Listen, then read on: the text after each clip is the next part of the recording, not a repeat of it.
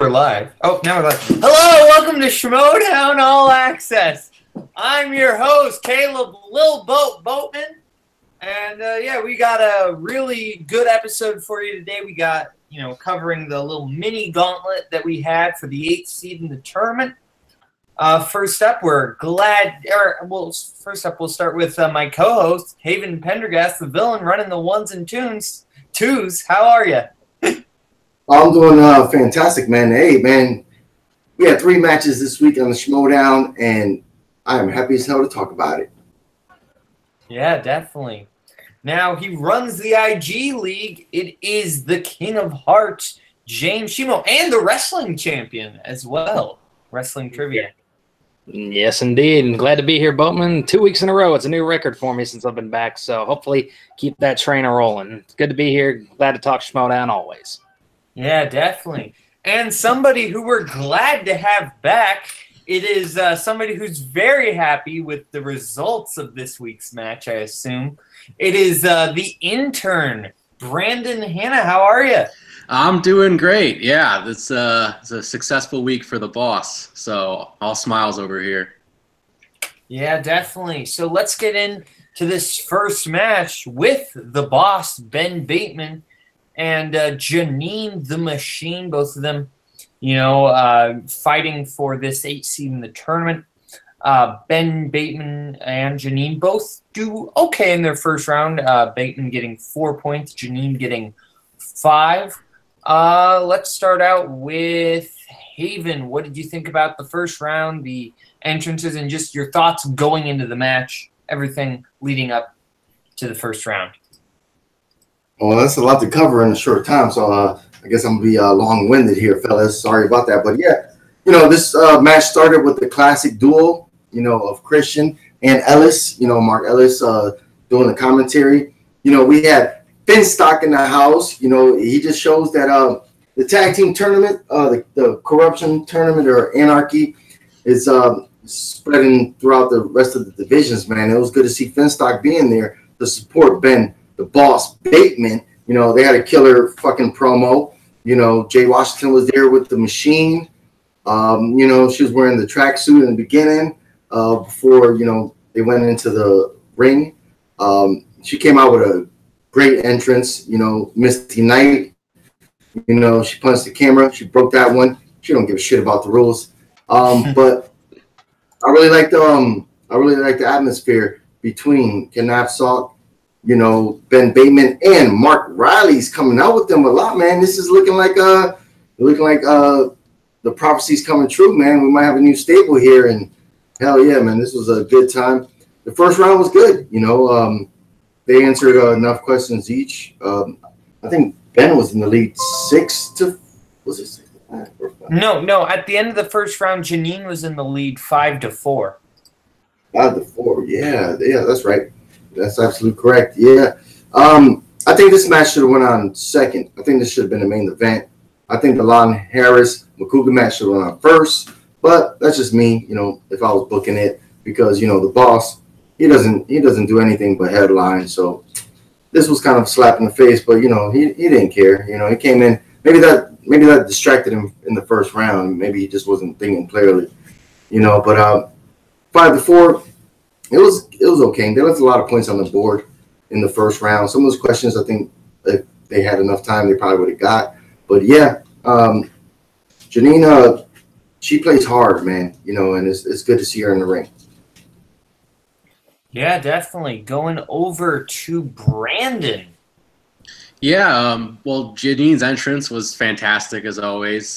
She always puts a lot of effort into the theatrics and everything, and the entertainment value of the league. And I think that's something that she picked up from Team Action, and she's kind of trying to carry that torch a little bit. So it was really fun to see Janine, as a former fan of Team Action, go up against Ben Bateman and try to prove what she's worth. And just talking about that first round, I mean, obviously I think she came out a point ahead, so it was neck and neck, and it was not the strongest round for either competitor, but they proved that they can both hang with each other, and that more importantly, Janine can hang with Ben. And so, yeah, overall, I think it was a good preview of the rest of the match and how hard fought it was going to be between the two of them. So it was a good first round. Yeah, definitely. I didn't mean to cut you off there. No. Oh, okay. I want to make sure I didn't cut you off. James, your thoughts? Yeah, good opening round. A very, very close-knit match going into round two. A decent performance by both individuals. I do think they both would have liked to have done better, maybe made things a little bit more dominant, especially with the way that this whole thing went, filming it all within the space of like a day. I know that had to be pretty difficult on both individuals, and especially I know. Well, we'll talk more about that in a minute. But yeah, I loved Misty's entrance, or Janine's entrance as Misty Knight. See, it was that believable. Obviously, Luke Cage, Jay Washington coming in behind her. I thought it was great. So very, very fun theme. And yeah, like Haven said, it's interesting to see, Riley and Finstock both really hanging on to Bateman as much as they are. It'll definitely be interesting to see where that relationship goes once the Anarchy tournament is over. Yeah, definitely. As far as my thoughts on, going in, I thought Janine was going to win this one. I thought it was going to be close because I think Janine and Bateman are both good competitors. I've always kind of felt like Janine always comes so close to winning and then just through one thing or another doesn't. And that kind of happened again, which we'll talk about towards the end of, when we talk about round 3 and the end of the match. But that entrance was a lot of fun. It's always real fun when they do something a little extra with the entrances instead of just walking out, which there's nothing wrong with. I mean, that's why Drew McWeeny does have some a little bit of intimidation, because he just walks right out of the gate, doesn't bother with that. But I think it's good to get like both sides of the entrances, but as far as that goes, I would have expected the points to be a little higher in that first round, but still I think they both played really well. Moving over to round 2, Ben Bateman goes up. He spins new releases. That's obviously a big strength of his, so he gets 11 points in that, or brings the score up to 11, I should say. And then Janine goes up. She gets Coming of Age on the wheel, and she does all right. She gets 9 points, but she lets Bateman get a steal there, bringing the score 13-9 by the end of the second round. James, going over to you. Thoughts on round 2? Yeah, round 2 again. Round 2 we all know is the make or break round. So it was nice to see. It seemed like both of them did okay. I know they probably, again, you always want to do better than you do unless you score like a perfect round in round 2. But I don't feel like either of these two had anything to be ashamed of with their performance in round 2. They did very, very well. And again, Janine, she had a little bit. She was. Hang on, I'm trying to remember back. I know you probably just went over it, and I was just blanking.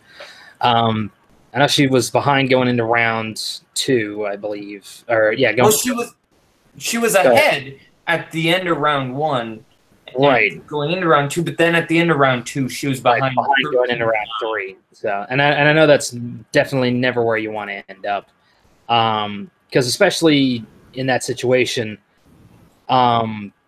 Going into round 3 when you see your score and everything ending up the way that it is and having to work from behind like that, it makes it a more daunting task, I feel like, than if you're more neck and neck. You don't have nearly as much work to do in that situation. But like I said, solid performance by both competitors. And again, I know it went better for one than it did for the other in the end. So, but we'll get into that here in a little bit. But overall, I thought they did very, very well. And yeah, that's about it. Sorry, I'm starting to repeat myself. Oh, it's all right. Haven, over to you. Yeah, Janine elected to let the boss go first. That might have been a mistake. The boss went up, he spun. He landed on new releases and he kept it. He didn't shy away from it. He went back to the table, he handled his business. he had 11 points. That was big time, especially only having 4 points in the first round. And then she spun rom-coms and stuck to it, I believe. Was it rom-coms? No, she spun Coming of Age. Coming of Age, yeah. She didn't want it. I believe that was her second spin. Yeah. She stuck with it. Yeah, and then it just showed a tale, man, of I love the machine, and I'm one of those persons that room for her. And I think maybe next year, maybe she'll have a run like JTE, where he kind of kept losing matches and then just went on this crazy spree, and I think she could do that. I think she could dominant next year and have these matches where she wins in the third round. But this round, and then she navigated the wheel right. She picked multiple choice a couple times, got them right, but then she on her fourth question, she missed it, and then the boss was able to get the steal, and then he was up 13-9 going into round 3. It was kind of telling that it was going to be a challenge for the machine going into round 3, and the boss, he was just easy sailing, man. He probably had his water moccasins on, Tommy Hilfiger shorts. I just pictured him. You see him in a suit, but in his mind, he's wearing sunglasses. He's probably just on the coast, just on a boat, just chilling, just being erotic and exotic. It seemed easy breezy for him going to round 3. Yeah, going over to Brandon. Yeah, well, ultimately, this is the round that decided the match. That steal that Ben got from Janine, I think, was ultimately the difference. I think the question was the boyhood question about what Oscar.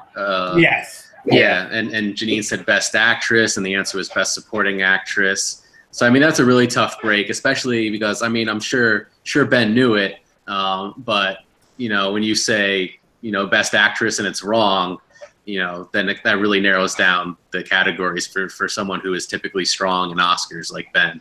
So ultimately, I think that's what the match came down to. So that was just a tough break for Janine. Yeah, definitely. As far as I think you're absolutely right, Brandon. That boyhood steal, and the thing is, unless you specifically remember which category Patricia Arquette was in Boyhood, you might think that she was nominated for Best Actress instead of Best Supporting because, she does have a pretty big role in that film, and it's always kind of hard to judge when it's a performance of that size, is that in the Best Actress or is that in the Best Supporting? It's kind of hard to remember which category that belongs in, so that was definitely a tough break for Janine there. And that had probably, I think you're right, that definitely decided the match. But Ben Bateman played very well. And, I think it does show how good he is in new releases and that how good he is in Oscars because he can just get those steals. Moving on now to round 3, Janine goes up, obviously being 4 points behind. Gets her 2-pointer.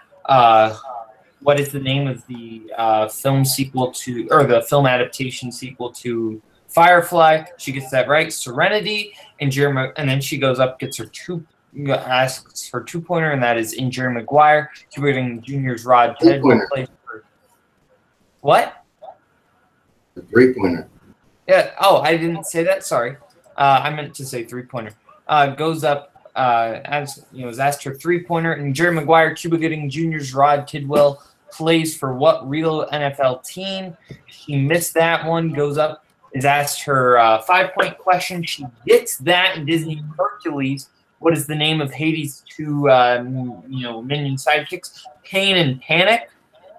Then Bateman goes up, is asked in the category Brad Pitt. Doug Liman directed Brad Pitt in what 2000s action film? He gets that for his 2 points, Mr. and Mrs. Smith. And then the 3-pointer question is asked to Bateman, which 2 Tarantino stars were reunited in the 2003 movie Basic? He gets it, Samuel L. Jackson and John Travolta. And Bateman wins the match 18-16 with still his 5-pointer left. Brandon, what did you think about the third round and the match in general? Well, I think, it was a pretty strong round for both competitors. That 5-point that Janine got, I think most people would have no clue. So that was a deep cut. So I got to give her a lot of credit for getting that one and keeping the match going. The Serenity question, I believe she had to use a repeat once or twice, but she eventually got it. And so that was good. I think some of us on the sidelines were a little worried she might not get it, being a big geek that I am. Of course, I knew it. So I'm like sitting there like, chomping at my nails going, oh my God, like she going to get it? I don't know. And then, the Jerry Maguire question, that was pretty tough. I personally wasn't too sure on it. I was like, I know it's a team that has the color red in their uniforms, but I don't really know which one. So that was a toss up. And then of course, Ben does his thing and then, he nails his questions to ultimately seal the deal and win the match. So overall, it was another tough loss for Janine. I believe she's 2-2 now, and a couple tough breaks on like 1 or 2 questions. If they went the other way, she could be 4-0 in those matches. So a really tough break. So I'm looking forward to what she can bring to the table next year. Definitely. James, over to you. Yeah. I'll slightly disagree with Brandon on the 5-pointer for Janine. As soon as they said Disney's Hercules and mentioned his minions, I immediately knew what that answer was. I've probably watched that Disney movie probably about as much as I've watched Aladdin. That's one of my personal favorites. So I don't know if necessarily would have been that difficult for the majority of people, but I definitely feel like it might have been more difficult for somebody who doesn't follow Disney as closely as some other fans do. But as far as like Jerry Maguire, I'll agree that was a much tougher question. If anything, I felt like that would have made it more convincing 5-pointer, at least to me. But overall, I mean, she fought back hard. Bateman just, cool as a cucumber, calm and collected. He just rattled off those answers, walked right into the next round of that gauntlet. So, I mean, there's not much else you can say about it. She, like I said, she played her heart out, tried as best she could, but in the end, the boss just had all of his assets in the right place, and the investment paid off. Yeah, James, I do agree with you when you kind of say that the 5-pointer was a little easier and the 3-pointer was a little harder. I would have felt like the Jerry Maguire question should have belonged in the 5-point slot. The Hercules question should have belonged in the 3-pointer slot, because I personally thought that was a real easy question. But that's kind of the luck of the draw, because it's hard to be subjective when it comes to that. Haven, over to you. All right, I'm going to start with Janine first because she had the first question. Oh man, I was scared. Once they asked that question, I was like, "Oh, Serenity," and then she was waiting, and then she had to go to she had to go for a repeat, and I'm like, "No, like you should, like this is such an easy. Even if you didn't watch the show, maybe you heard about it, but is that such a fanfare like for geek culture? One of those things like kind of there." And she got that one. I was like, "Okay, yes." Her second question, her 3-point question was really hard. Her 5-point question to me, to be honest, I'm gonna have to go there first. Well, I guess we go to Bateman's question. That Brad Pitt question. At first, I was thinking of the films, and then I think he went to repeat. And then I was like, "Oh, it has to be Mr. Smith." He got that one right, and I was like, "Yeah." I was like, "Yo, I'm learning." I was like, "Yes, all right." And then when it went to Janine's 5-point question was hard as fuck. Like, I thought that was a fair 5-point question. Like, I know you two guys are saying you guys knew that one was super easy, but the only thing I know about that film is that Hades is played by James Woods, and that's it. Like, I don't know anything else about Hercules. I watched that movie one time. It wasn't that good of a film, for animation. So I had no idea what that was. Heard of Pool Pain and what was it? Pain, not Pain and Gain. Pain and Panic. Yeah. Pain and Panic. When was the last time you actually heard that word panic in a sentence? Like, I was like, when she got that right, I was like, okay, she's the real deal. She just gets in shit situations. Like, if she could just go, like, next season, if she plays how she plays now, but she gets 2 questions right, of long, she's going to be winning most of her matches. You know, and it just shows it because Pain and Panic, I had no clue. Once they asked that question, I was like, oh, fuck, she's done. She got that one. It really impressed me. Then Ben Bateman's 5-point question came. I believe it was just 5, was it? 3-point. He didn't get a 5-pointer. Yeah, that's right. His 3-point question. He stalled a little bit. You knew he got that one. That one was a pretty, you know, it all comes down to what you know. And I knew that answer, and judging by his characteristics, you knew that he was thinking about it and that he watched the film and he knew the answer. And he got it right, and he won the match, you know, and he's the boss for a reason. You know, he's got a great manager as Finstock. He's got a great teammate cheering him on. You know, with Mark, you know, what did the machine have? You know, Jade wasn't really doing too much throughout this match for her, so it sucks because she's better than that. But the boss, you know, he nailed it in the end. Yeah. You know, I agree with you when you say that Janine, it always feels like she comes so close to, you know, just winning, like in her last match and then this one, to where it's just like, oh man, if you would have just gotten like 1 or 2 more questions right, like the entire history of this game, you could have, you know, been, you know, in these #1 contender matches and all that. Like, if it hadn't been for a few missteps, it could have been her facing Ethan Irwin instead of Andraco, and, you know, all these little things like that. But she is an incredible player, and I think 2019 Season 6 is going to be a lot better for her. I think we're going to see a lot more of her. I think she's a fantastic competitor, but no disrespect to Bateman there, who pulled off the win. You know, he was very strong in the category that he got, and he, you know, I personally didn't know Basic. I had never heard of that film, so I did not know that one, and I thought Janine's 3-pointer with Jerry Maguire. Maybe it's just because I'm not a sports guy at all, so maybe that's why I didn't know that. But I had no idea what football team Cuba Gooding Jr.'s character played for in that movie. Moving on now, unless anybody has anything else they want to say about that match. I just want to reiterate just how unlucky Janine has been this season. Like we've said, you know, couple questions away from, you know, being 4-0 in her matches rather than 2-2, and then everything that went on with the Anarchy tournament. I mean, she literally went through 3 different partners before that she was able to finally land on Brian Walton, and then just to lose that first match, just, you know, from some inexperience and bad luck. I mean, she could have really, you know, gone far in that tournament as well. So I'm just, once again, really looking forward to what she brings to the table next season. Yeah. And I realized my volume cut out there at the beginning, so if I interrupted you at the beginning of your sentence there, I apologize. Oh, no, not at all. Okay, because I realized, wait, I'm not even hearing anything, so I realized I had my computer muted there for a second.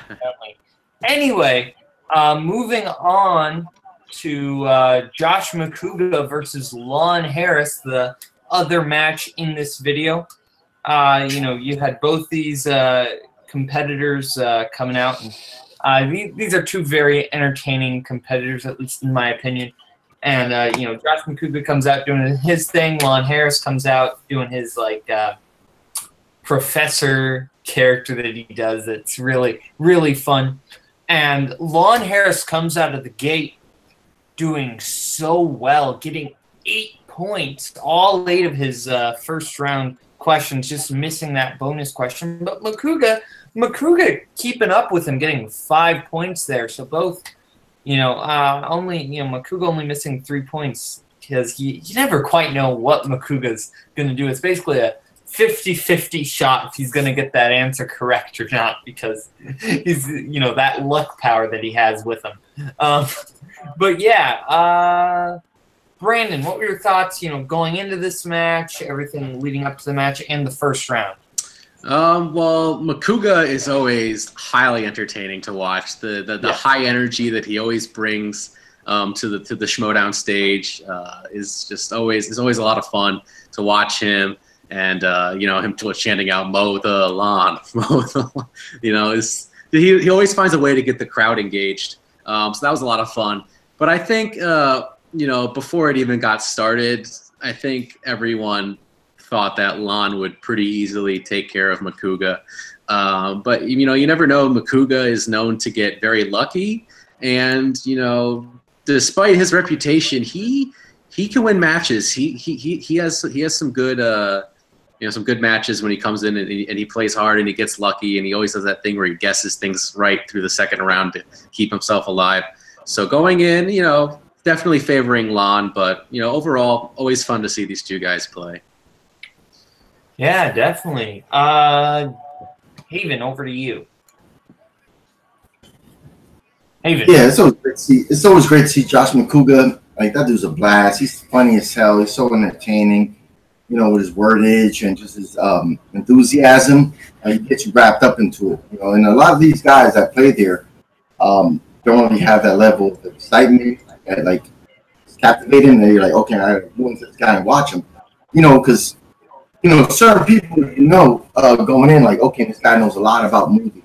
We watch the match, think, okay, this guy should get these answers right. But Makuga is he's so fun, and he brings a big presence. So these matches, any match he's in, it always has this extra level to it because he just brings that to the table. Even if he loses them, he can lose 10 matches in a row, but you're still going to watch the match. If they say, oh, Makuga's playing this person, you're going to be like, oh, shit, let me watch this match. Some other guys that might come in, that are good with movie knowledge, if they don't have that personality, they don't have a character, if they, you're like, okay, watch these people. But a lot of people expected Lon Harris to just KO Makuga, shut him out, maybe like 17-3 or something, But I think Makuga was super in the zone with these questions. I think they were really in his favor throughout the match. That kept the match close and entertaining. It kind of showed Lon Harris that. For a lot of people that are rooting for him, it seems like this guy coming here, it seems like he has a lot of weaknesses also. And this match really poked a hole big time into his thing because the way the match ended, it wasn't a KO, it wasn't a TKO, it was super close. That's it. Okay, going over to James.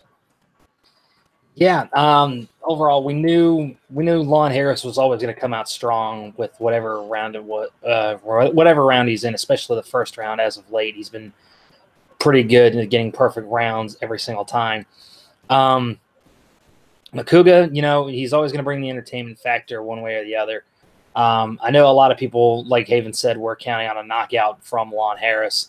But Makuga, he's gotten that old Makuga magic where he gets lucky with a lot of different guesses, and he managed to do well in that first round as well. But again, Lon getting that perfect round didn't quite pull the bonus question though, but at least got 8 full points, which gave him a really decent lead moving into round number 2. So not much else really to say there, except regardless of what match they're in, Lon Harris has the knowledge and Josh Makuga has the booze. That's what counts. Yeah, I think Lon Harris is one of the best players in the league right now that doesn't quite get his due. It always seems like he's so close to that victory, and then he loses a big match like the match to Ethan Irwin, which I think we can all agree at least deserves to be in the consideration for match of the year, because I think that was a very entertaining match between him and Ethan Irwin, because Lon Harris just has an incredible amount of knowledge. I think that goes to show that anybody who sits at the fact-checking desk or at the fact-checking seat at the movie fights, they definitely have an advantage there, as we saw with both Dan Murrell and Lon Harris, who have both done that in the past. But yeah, Lon Harris just an incredible talent. But Josh Makuga, man, he's just so fun, so entertaining. I echo everything you guys said. He's just a great entertaining player, just a fun personality. But yeah, definitely. Moving on now to round 2. Lon Harris goes up, and he spins crime. He does pretty well with it, getting 4 points out of a possible 8, but not giving Makuga any chance to steal, bringing the score 12 to 5. Then Makuga goes up and gets Romance, and he does pretty well, bringing the score. Well, only gets 3 points, bringing score 12 to 8. I do want to bring up a really difficult question that Makuga got. In 500 Days of Summer, what month do Tom and Summer meet in? I don't know about you guys, but I had no idea, and I've seen that movie so many times. That's one of my favorite movies of all time, and I cannot remember that. So yeah, James, going over to you. Obviously both guys getting interesting categories here. Ones that we don't really see very often in the Schmoedown. We see crime on the wheel quite a bit, but it's rarely ever spun, or if it is, it's usually on the first spin to where it gets sent over to it gets thrown back in favor of a mulligan. But yeah, overall, very, very interesting spins, and especially with opponent's choice, I believe, was what Makuga got, if I'm not mistaken, correct? I believe that's the case. Right, and then Lon gave him, I can't remember which specific, romance movies, which, I mean, granted, Makuga just got married, so he's probably been watching a lot more romance movies as of late, but as far as him retaining knowledge of them, he did show that he does fairly well with certain guesses, especially when it comes to checking a multiple choice. But overall, we knew for a fact going in, regardless of what category Lon was given, he was going to at least make a very good run at it. So, overall, really good round by both competitors. A lot closer than I think any of us thought. Again, I know a lot of people were probably expecting a more lengthy score divide and possibly a knockout by Lon Harris, but Makuga with that he was hanging around like a barnacle. He wasn't letting go easy. Yeah, definitely. Haven, over to you.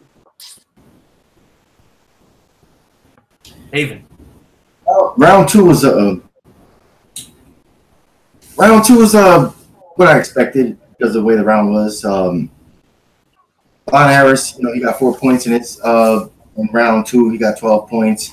And then Makuga worked his way around those questions, and he got that 50 Days of Summer movie or question was it's one of those things like I don't know, because Boatman, you said you watch that movie a lot of times, but that movie takes place at a certain time where they meet, and it's narrated, and they tell you what month they met in.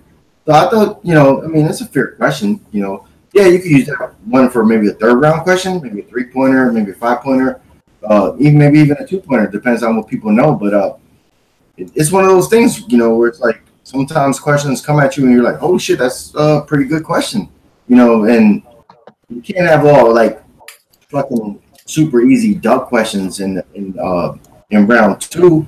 So that one was a good question. I didn't know the answer. I guess a different month. Because I watched that movie one time and I didn't care for it. I don't know what the big deal for that movie is. I know a lot of people praise that film. I thought it was boring as shit, but that's me. Some people love it. I don't. But yeah, when he got that one wrong, it was that's one of those questions where you're like, when somebody gets it wrong, and then Lon couldn't get the steal, you're like, okay, yeah, like that's fair. That was a good question. Like, okay, but Lon was still up going into the third round, so we kind of seen the writing on the wall. Even before the match started, it was an entertaining match. Going into round 3, both players playing surprisingly well, and yeah, it was interesting going into round 3. The question was invalid there, but I do think that it's It was just very, very deep cut. I'm not, saying that. I think the question was still good, a very good question. It was just very, very difficult because if you remember the film, it's out of chronological order. So it's even hard to remember, like, which scene is the scene in which they first meet, because that's not the first scene of the film, that film is so like out of order that it's hard to kind of remember. Okay, so and then you've got to think, okay, which month was it? Which was probably mentioned by the narrator, but it was in a piece of dialogue that probably one wouldn't remember. But I still think it was a good question. I just think it was incredibly difficult, and one that even I, someone who's watched the film very many times, didn't quite remember. Brandon, over to you. Yeah, I don't really have all that much to say. I agree. I think the 500 Days of Summer question was pretty tough. But overall, the round went about the way I expected it to. Lon staying up on top, gaining some ground, but Makuga keeping himself in the game for that round 3, avoiding the knockout. So Makuga, he always finds a way to stay in the game. Yeah, definitely. I agree. It wasn't, there wasn't too much to talk about coming into this round 2, but it was a good round all around. I think Makuga just got some tough questions for his, question 3 and question 4 there, but he got his first 2 questions there. I just think he had some deeper cut questions in that romance category, which we've seen romance trip up even the best, like Dan Merle. So in that Merle versus Guy match. So, that is what it is. But moving on now to round 3, Makuga goes up. He gets asked his 2-pointer. Matthew McConaughey stars alongside Sarah Jessica Parker in what 2006 romantic comedy that would be Failure to Launch. He gets that. Who wrote and directed the classic he gets asked his 3-pointer. Who wrote and directed the classic 1999 comedy Office Space? He gets that right. Mike Judge, avoiding TKO. Lon Harris goes up. Who voices Rapunzel in the 2010 film Tangled? He gets that right for his 2 points. And then it's up to Makuga to answer his 5-pointer right. And he gets asked, Charlie Sheen played a high school football player in this 1986 film opposite Corey Haim. And the correct answer was Lucas, and Josh Makuga could not remember the Charlie Sheen question. And that won the match for Lon Harris there, but very, very good match. Haven, going over to you. This is a match that this is one of those things I'm like, I can't really take too much, man. I don't know, man. I was talking to a couple guys in my fantasy leagues the other day about this match, because it's more free form. And this is one of those where it's like round 3. Makuga got super easy questions. I mean, they were in his wheelhouse. They were 1-pointers. Like, I mean, it just showed, I mean, even here sometimes when I write questions, when I put 2 guys against each other, I'm like, okay, this person's strange, so if they ask for this number, but for him to get, I mean, Mike Judge, like that's a fucking 1-pointer question. Like that's so easy. But a lot of people, like I've seen it a lot in this year for the 3rd round questions. I know you've been doing this for so long, you guys. You're asking so many questions. And sometimes when you get to round 3, questions might not be round 3 questions. But it seemed like Josh Makuga was it seemed like they threw him in the alley and he just missed the shot. He didn't grab the ball and dunk it because he should have got that 5-pointer, and if he would have got Lucas, what would have been Lon Harris's question? Some like super fucking hard 5-pointer from like Middle Eastern European classic films from the 1940s, like, and what he always asks for. But these questions were just this match where I'm just saying, if you watch the match again with open eyes, you'll see that the questions seemed like they were like here for Joshua, like, so when you got that one wrong, you expect they give you a shot, man, you miss it, and Lon Harris just beat him and won the match. Yeah, I mean, I personally thought Lucas was a pretty tough 5-pointer, though. I had no idea of that one. I had never heard of the film. He's James. only been in like 8 goddamn films. Sorry, what? What? Charlie Sheen's been like maybe films. Charlie Sheen's been in a lot more movies than you think he has. We're not counting Scary Movie 3, but okay. James, over to you. Yeah, I mean, yes, some of the categories did fall a little bit more into Makuga's favor. I don't know. Obviously, I'm not accusing Christian or anybody else of like making it so he specifically got those ones when he picked those numbers or whatever, but it did seem a little convenient. But I'm not gonna, like I said, I'm sure it was just luck of the draw. In which case, but yeah, for missing that last one. Granted, I didn't know it, but I'm sure as a professed Charlie Sheen fan, I'm sure Josh Makuga is turning in his membership ID for the Charlie Sheen fan club. So we'll see how that pans out for him.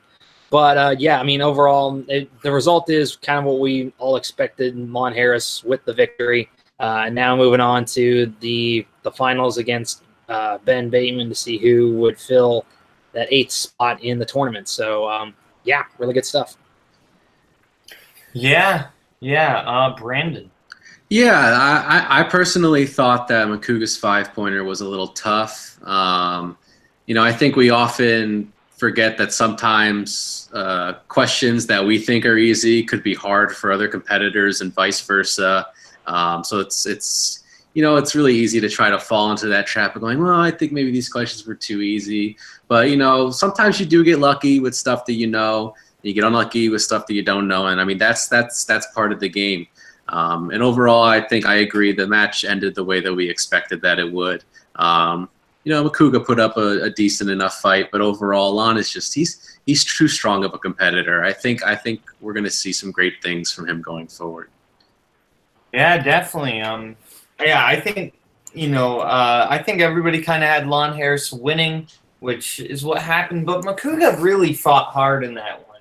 He got some tougher questions. I mean, and Haven disagrees, but I personally thought Lucas that was a tough question for me anyway, because I'd never even heard of the movie. But it's all subjective, because what could be your 5-pointer could be another person's 1-pointer, and vice versa. That's just the way it goes when you've got a person writing questions. It's all going to be subjective. What's harder, But yeah, moving on. Unless anybody has anything left to say about Makuga versus Harris. Okay. Moving on. Yeah, I was just because we're gonna get to the post match interviews. It was a surprising game. Like he only lost by 1 point. This 5-pointer was kind of tough, but the first 2 questions I was saying for Josh McCoy were kind of easy. But it is what it is. But it was a good match. I'm not criticizing too much. It's just some of those questions. They were in his wheelhouse. That but if you're playing the game, you want questions in your wheelhouse. That's all. Oh yeah. I was planning on moving on to the Bateman versus Harris, but if you had something specifically you wanted to say about the post-match interviews, go right ahead, Haven. Oh no, just Makuga was a trip. He grabbed the fucking podium, bring it back like the president. He's leaning on that. That was funny. And then Lon Harris was good too. He always has a great post-match interview. Okay, I didn't know if you had something more specific you wanted to say, but okay, let's move on now to Harris versus Bateman. This, culmination of the last 2 matches that we talked about, and first round really is a good example of why these are 2 top players. They both do very well, getting 6 points for Lon Harris, 5 points for Ben Bateman. They are neck and neck, just like I think we all assumed it would be, that it would be very close, especially at the end of the first round. So, James, what were your thoughts on going into the match, who you thought was going to win, and then your thoughts on, first round as well? Yeah, very strong first round, like I said, for both guys, neck and neck. We knew going into this one. I mean, this one was for the spot in the tournament, for the opportunity to go for the championships. So, I mean, we knew both of these guys were going to bring it. So, I knew for a fact these guys were going to do everything that they could to, bring the fight to each other, and they certainly did. And I'm just glad I got a chance to witness it. So, honestly, going in, who was I expecting to win? Honestly, it was a coin toss for me. I think more for, if it came to classic movie knowledge, I would have gone with Lon Harris. But if they focused a little bit more on some more current releases, some action adventure stuff that Lon might not have been too familiar with, then Bateman obviously would have taken it in the long. So again, it was an either or, split decision on that end. So, but yeah, overall, well done. Very, very strong, very solid first round by both men. Yeah, definitely. Brandon, over to you. Yeah, I mean, going in, I was a bit worried. I knew that it was going to be a tight match. It could go either way, and the first round is very indicative of that. But overall, nothing too specific to say about the first round. Just that, both competitors came to play. Yeah, Haven. I'm surprised nobody talked about the host of this evening was former champion William the Beast Bibiani. It was good to see him on the table. Him and Mark Ellis, they had great banter. Both of these guys had great post-match or post reviews. We had Finstock there with Ben Bateman, so that was really cool. And then, of course, Lon Harris was speaking his verbiage. But first round was a good round, nail biter. For us to see these guys playing for the first time, and this match is crazy because they just played a match and then they have to play another match just to get into the tournament. Both of these guys been here doing it, improving it. So for the match to end with Lon Harris up by 1 point, 5-4 after the first round, you knew this was going to be a tough match. Yeah. And, it's interesting, Haven. You bring up Bibiani at the desk, and yeah, I mean, he's always entertaining and everything, but it seems like he was more pushing for some of that awkward humor this time around, and which is, I mean, it's just weird because he was just making things like, oh yeah, by the way, I'm going to state the obvious one way or the other, and it's weird. I mean, you mentioned it, the guy held the championship and everything, but when you know it, I sneezed and then it was gone off his shoulder again. Oh, and I say that with all due respect. Bibiani's a friend of the channel. I'm busting chops. I'm just having fun. But yeah, it was a lot of fun watching him on the desk again. He always brings the entertainment factor whenever he's on the desk. So it was good to see him. Well, after James will no longer be let back on this show for disrespecting Bibiani. But hey, just kidding. But I'm a Bibiani fan. I think he's a great competitor. But he did lose that belt pretty quickly. So yeah. Did I get to everybody as far as round one goes? Yeah. You just didn't do you? Oh, I haven't done. Yeah. So I thought that Harris and Bateman, they both played very well. I don't have too much to say. Well, going in, I should say I was rooting for Lon Harris because I think that guy just has an incredible amount of knowledge when it comes to movie trivia. I think he's a really good player. So I was definitely rooting for him, but I knew it was going to be close because Ben Bateman is a good player. I do like to sometimes insult team action a little bit, but I do it all in good fun. You watch your mouth. Oh no. The intern's gonna file a cease and desist order. But I do it all in good fun because Bateman is a quality player. It was a solid first round. Moving now on to round two. Lon Harris goes up and he spins opponent's choice, and this is the moment where the match definitely went the other way because he only got 3 points in that round and letting Ben Bateman get a 1-point steal, leaving the score 9-6. And then Ben Bateman goes up, gets Denzel Washington, does very well, getting a good amount of points, leading the score 9-13, getting 7 points in that round out of a possible 8. Very impressive. So leading score at the end of round 2, 9-13 in the favor of Bateman. I was a little surprised personally that Lon Harris didn't do better with some of those animation questions, but it's definitely not a strength for him. We'll move on to Brandon. What were your thoughts on round 2? Real unfortunate round for Lon, and I think that's pretty much it didn't quite secure the victory for Ben, but it definitely gave Ben a little more of an edge going into round 3. Just overall, just one of those unfortunate spins for Lon, and I mean he still did everything he could to keep himself alive, and they. Both competitors, I'm just going to reiterate, both competitors very strong. And it's one of those matches where it's not over till it's over. So you never know what's going to happen. Yeah, definitely. James. Yeah, like I said, we talk about it all the time on the show. Round 2 is the make or break round, and it definitely swung in a different direction for Ben Bateman with the opponent's choice. Very interesting tactic there with the choice made by Lon Harris. And he did everything that he could.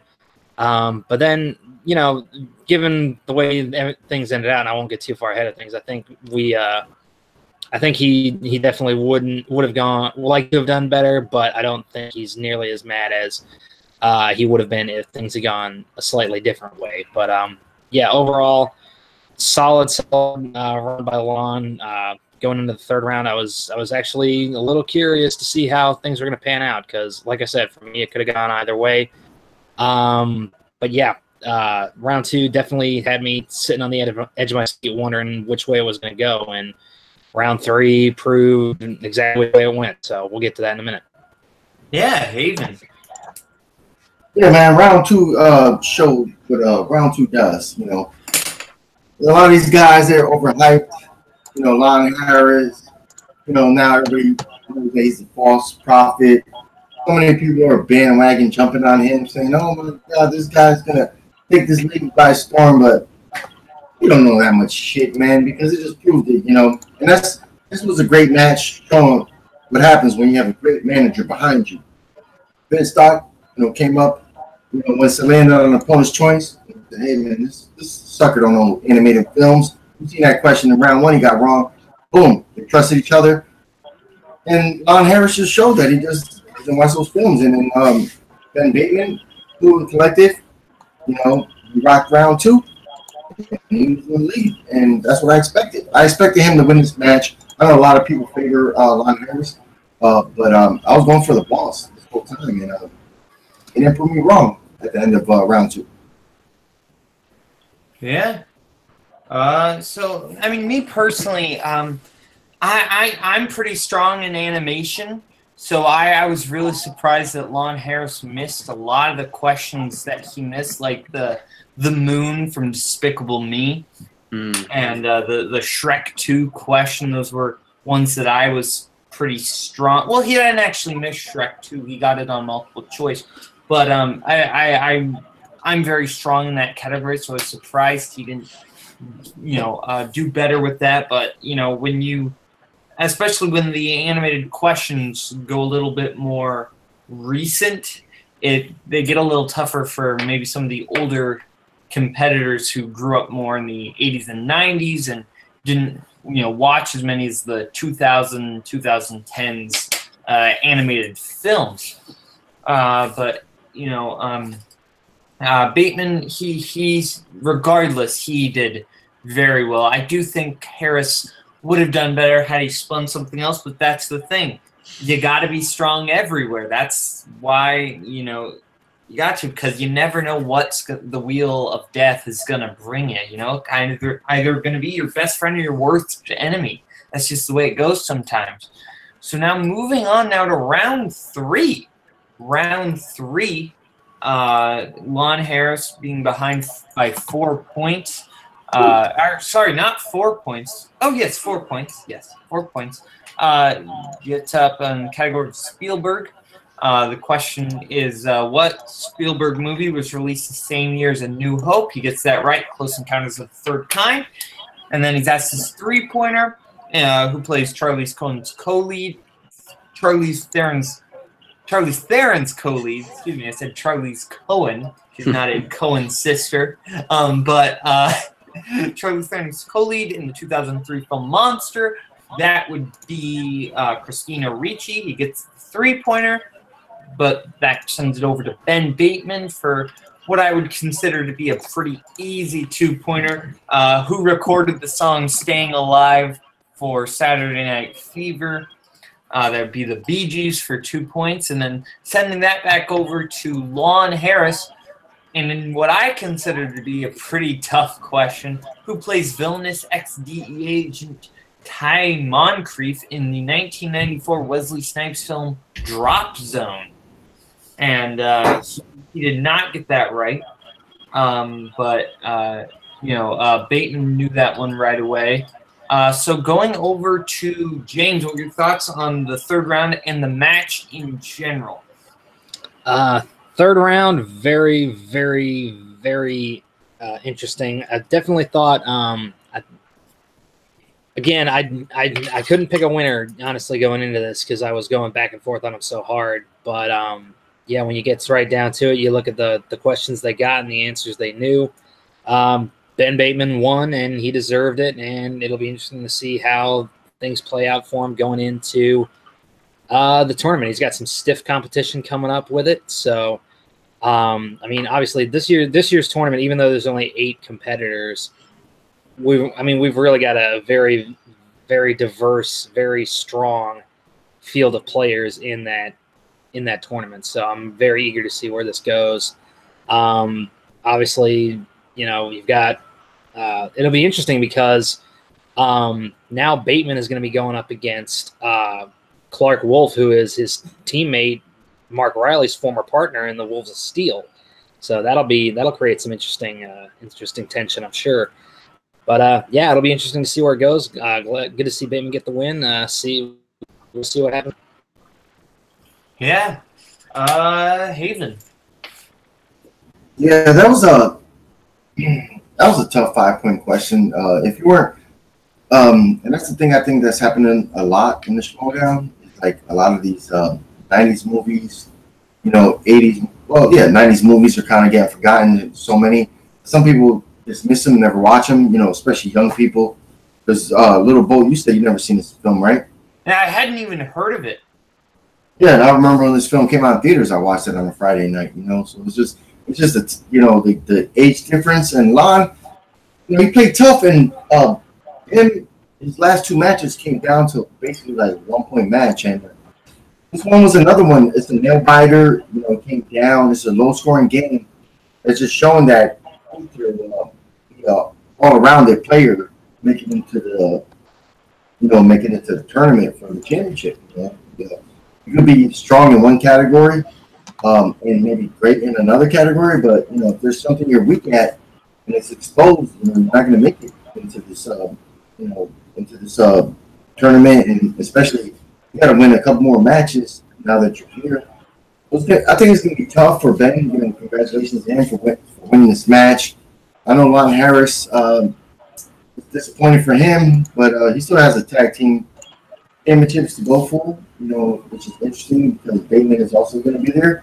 So I think this is a big win for who's the boss, the momentum for Bateman going to the tag team match. Mark Riley was there. Pinstock was there. They were supporting him in this match. I think this is how you book matches for WWE. And, so if they're going to pay-per-view, I'm going to think who's the boss is going to go over. And then Bateman versus Clark Wolf is going to be a fucking great match. We haven't seen Clark play a match in a very long time. This match is going to fucking be great. Yeah. Clark Wolf hasn't actually played since she lost, in singles anyway, since she lost the championship match to Sam Levine. I believe that's the last time she actually played in singles. I believe you're correct. Yeah. Did I go to everybody? I feel like I missed Not me. Oh, Yeah, Brandon. Brandon has an Yes, I was saving you for last. That's right. Because you're such the Bateman fan that I figured you're the most qualified here to talk about Bateman's win. Oh, thank you very much. I appreciate it. Yeah, I mean, that drop zone question? That's a tough question. Like you guys said, that's one of those 90s movies that just kind of gets lost and you forget that it even exists.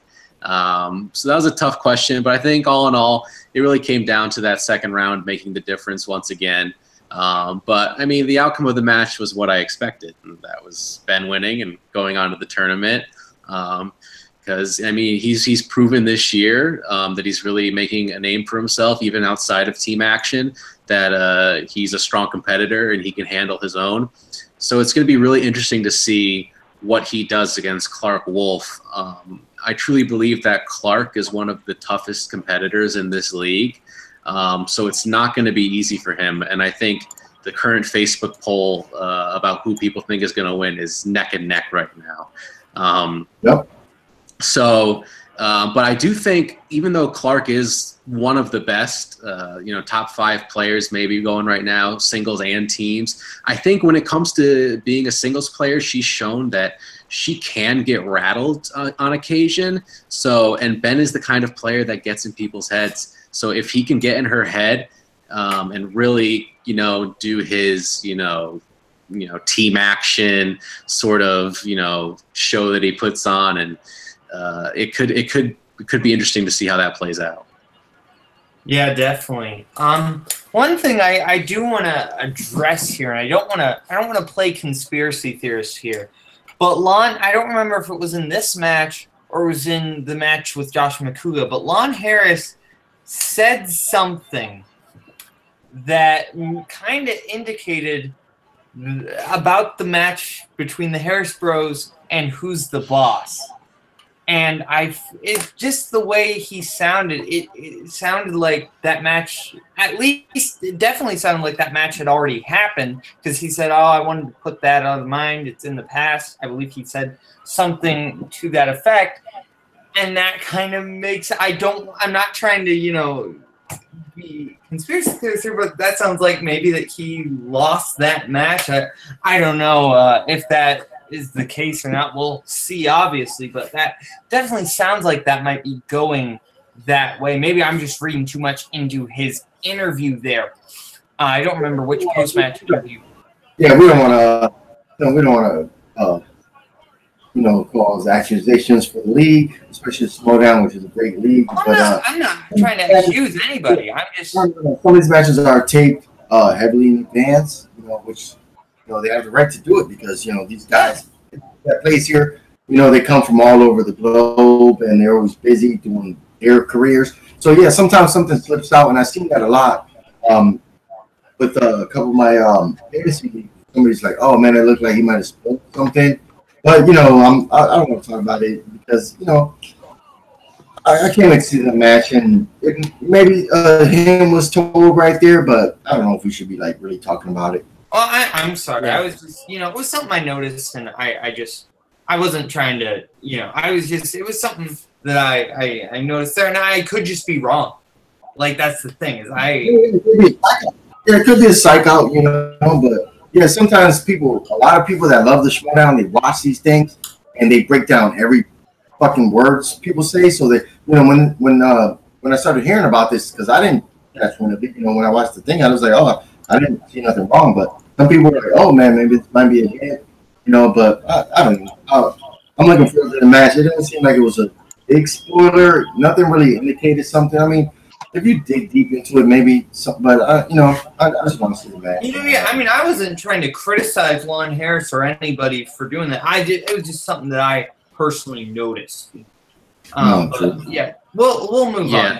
Well, I just want to say, this is another one of those things where, if you follow the Facebook group, it's another one of these controversies, not quite to the level as David O. Russell, But it definitely caused a little bit of a stir. And, you know, Christian had posted something about it, but then I believe he deleted the post.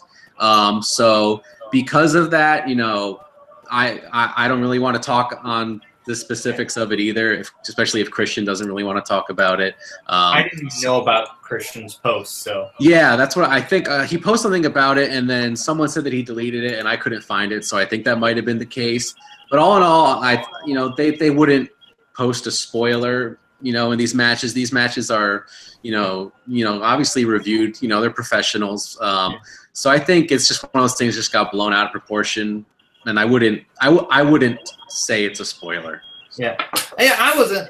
You know, just as a fan, I'm just speculating on you know, the matches because yeah, no ill will meant to.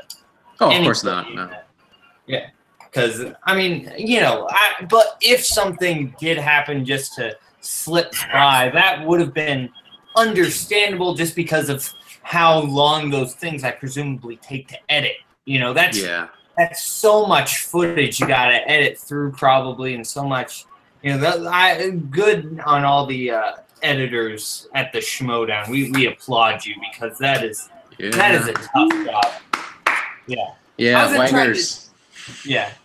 Yes, definitely. I wasn't trying to derail the conversation there.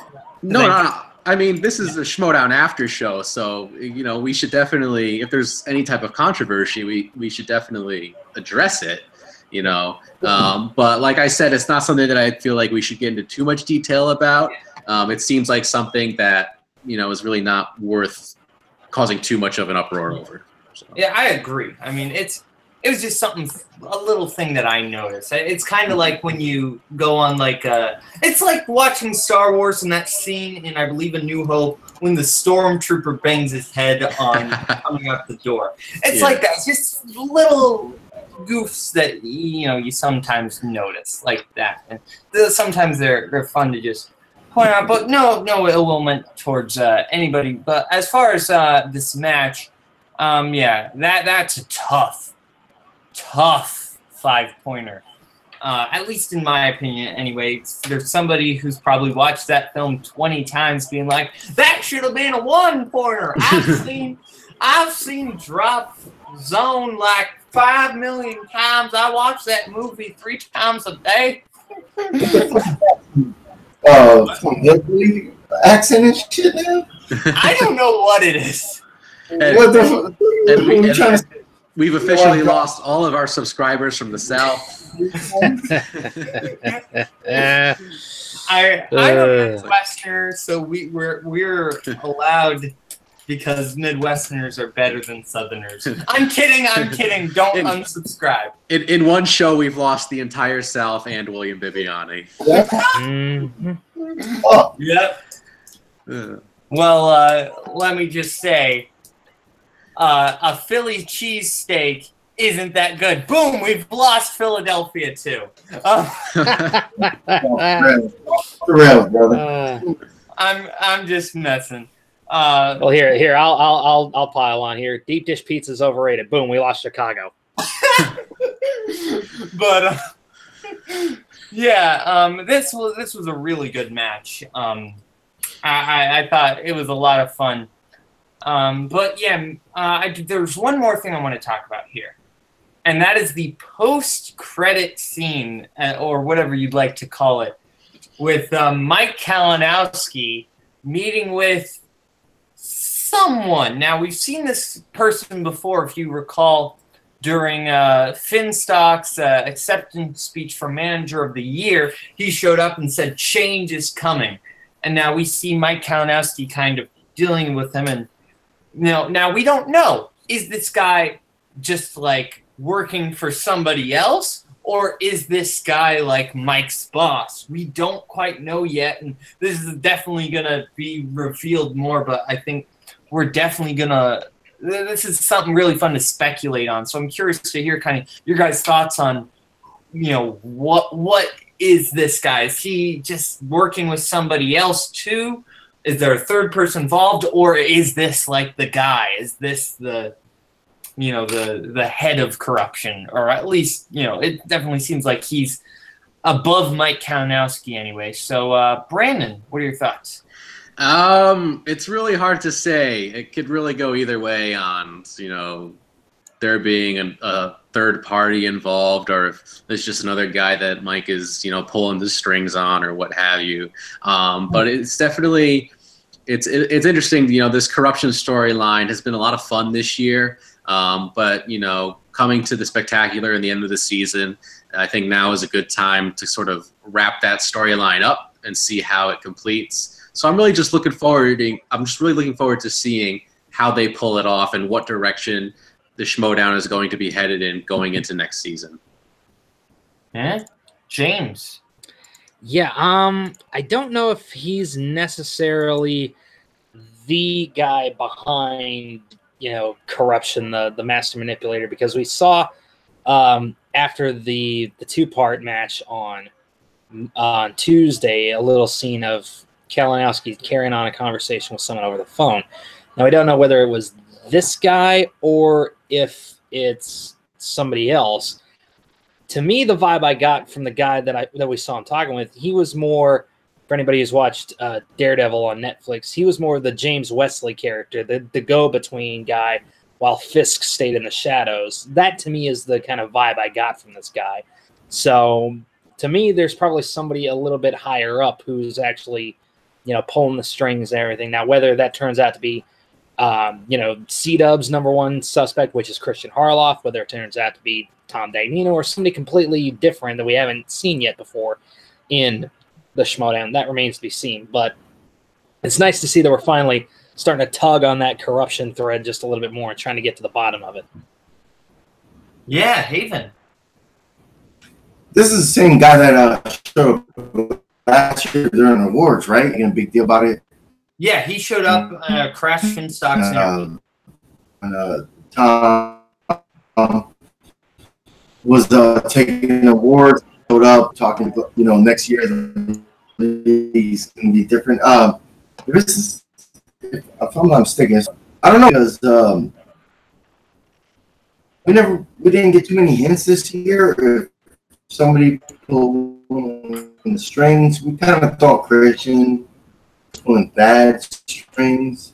This guy won it. You can tell he's basically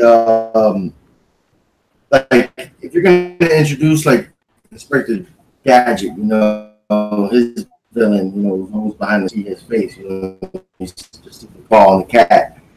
This I think this guy is just the mouthpiece, but he's not going to be like influential when it comes to like talking. He's more of a servant in the realm of, honestly, or the boss here. Mike's probably going to be the number one. And other type of guy that this person is that talked to Mike this week, he's probably just going to relay the message of his boss to whoever else is part of the group. But I don't think he's the one controlling it. So we'll see what happens at the end of the year. I just hope it's not somebody we've seen before, because then it's kind of hard to.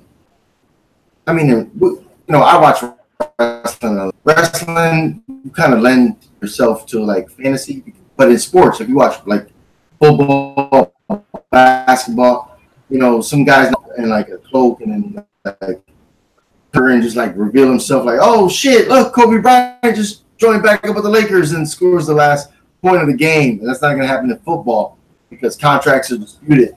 So if it's somebody we've never seen before, it might be kind of a letdown, because we'll be like, well, we don't know what this is. We've seen before, maybe some that we haven't noticed making a big time play. But I'm intrigued. I'm really intrigued. Yeah. I don't know. I kind of agree with you guys when you say this guy's probably just a middleman for somebody else. But as far as what he's a middleman for, I mean, Harloff is definitely like the top answer, but I feel like it's going to be somebody we might not expect. Like it could be, some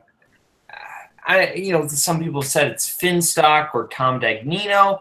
It could be. Nope. It's going to be Bobby Gucci. He's gonna be like Two-Face next year. He's gonna be doing personalities. I would love to see a match between a triple threat between Finstock, Tom Dagnino, and Bobby Gucci, where every time they're just putting on a new costume or outfit, like every time they go to ask a different person a question. No, that'll be next year's free for all. He'll come in 3 different numbers. Once is Bobby Gucci, one is Finstock, one is Tom Dagnino. Yeah, that'd be a whole lot of fun. Yeah. Sorry, Brandon. I just wanted to add, about who this guy, with Mike and everything, who could be the Fisk of it all. I'm surprised no one is really suspecting maybe even Sam Levine. Considering, he retired and kind of disappeared for a while. It's like, could he be up to something behind the scenes? I don't know.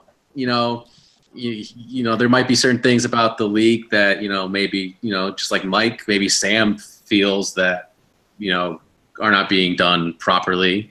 Or it could be, someone else thinking the same thing. But that's just a name that I haven't really heard thrown around, and I think that could be a really interesting twist. I like that theory a lot.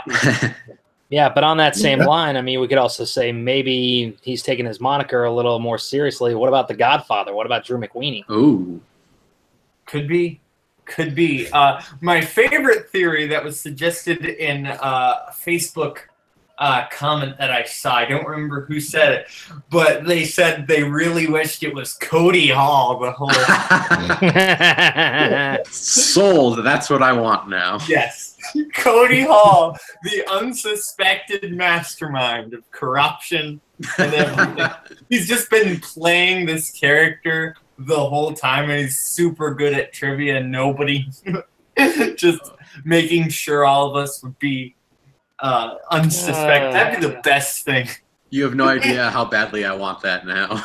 Yes. It's like Brett the Collider Live. I would love that if it was Brett Sheridan. Now, if it turned out to be Cody, it'd be like finding out the bunny was actually the villain in what was that movie, Hoodwinked? Oh yeah. Oh man, I forgot the Boingo of it existed. That's one. I think it's an underrated film. I actually enjoy it. Yeah, I didn't even remember about it until like he said, because I watched that movie a lot as a kid actually.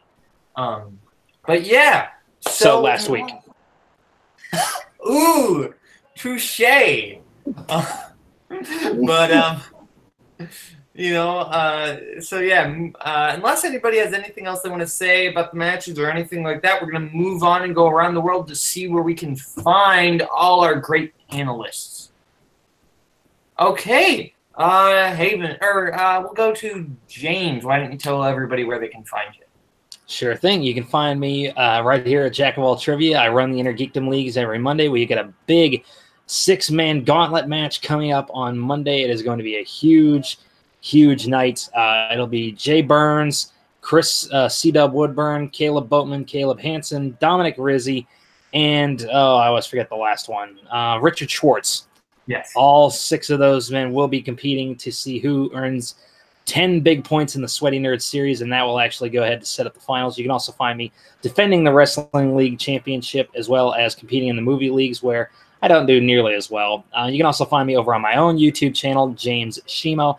I'm actually getting ready to revamp a few things there and actually make some changes. I've actually deleted a lot of the backlog of my videos, kind of wiping the slate clean. I'll explain why at a later date. But yeah, you can find me over there doing movie and television reviews, trailer reactions, any other kind of reaction videos, as long as I don't get copyright flagged for it, because YouTube apparently still can't get that right. And yeah, that's about it. Yeah, Brandon.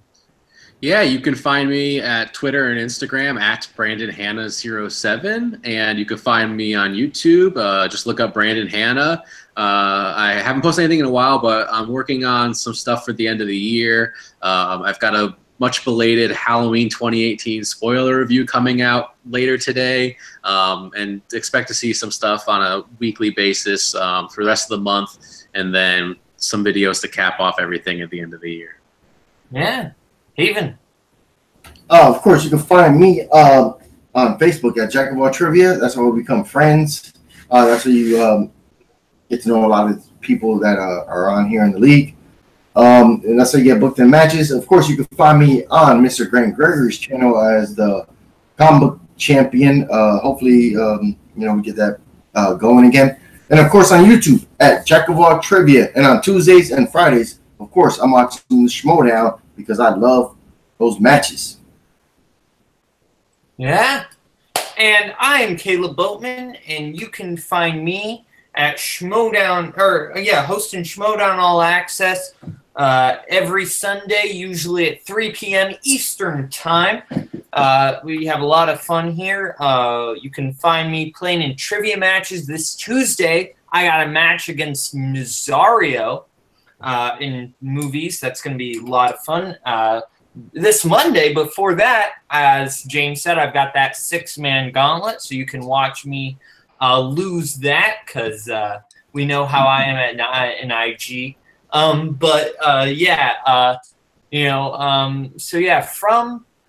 the intern, from the King of Hearts, from the villain, I am Lil Boat, Caleb Boatman, and this has been Schmoedown All Access. Bye.